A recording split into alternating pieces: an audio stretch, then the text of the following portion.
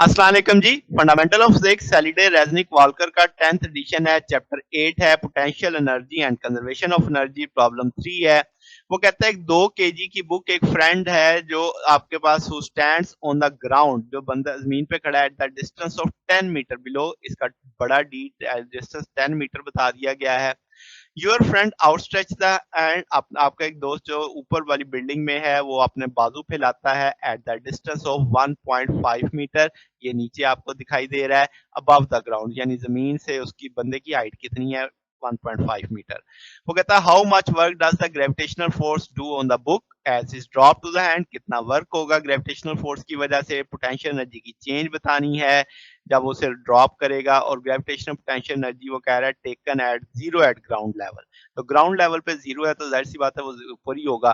फिर वो कहता है यूसी बताओ, यानी आपके पोटेंशियल एनर्जी बताओ जब बुक रिलीज हुई, जब वो उसके हाथ तक पहुंची। फिर वो कह रहा है अगर हम यू को 100 जूल ले लें तो अब आप डब्ल्यू जी बताओ, डेल्टा यू बताओ, यू एट रिलीज पॉइंट और उसके हाथ पे बताओ। पहली बात वर्टिकल डिस्प्लेसमेंट, उस बंदे के हाथ से निकलने से उसके कैच करने तक, तो वो कैपिटल डी माइनस डी ले लेंगे यहाँ से, तो ये वर्टिकल डिस्टेंस आ जाएगा 8.5 मीटर। और चूंकि लफज डिस्प्लेसमेंट लिख रहा हूँ तो डाउनवर्ड डायरेक्शन में होगा। अब पहली टर्म ग्रेविटेशनल का वर्क निकालना है तो W is equal to F dot D, F G D cos of phi आ जाएगा।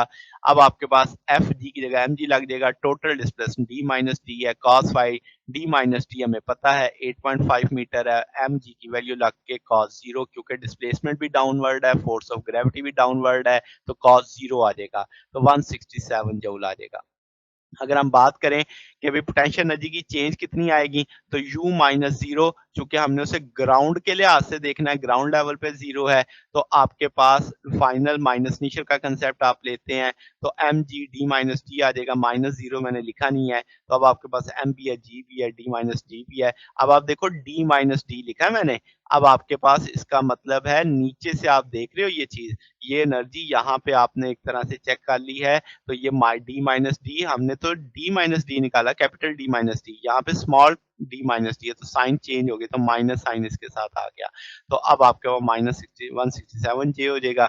अब इनिशियल की अगर हम बात करें तो एम जी कैपिटल डी आ जाएगा 196 आ जाएगा। अगर हम फाइनल की बात करें उसके हाथ तक, तो वो वन एम जी छोटा डी आ जाएगा, तो वो आपके पास 29 आ जाएगा।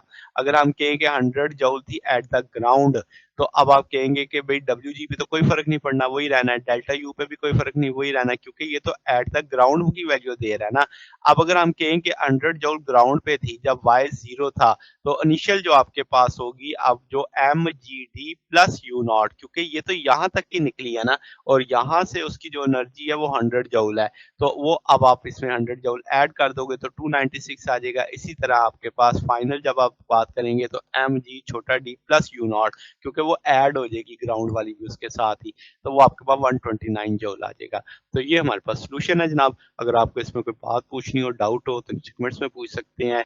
वीडियो अच्छी लगी हो तो वीडियो को लाइक कीजिएगा, दोस्तों के साथ शेयर कीजिएगा, चैनल को सब्सक्राइब कर दीजिएगा। अब तक के लिए इतना ही, बाकी इंशाल्लाह हम नेक्स्ट देखेंगे। ओके, अल्लाह हाफिज।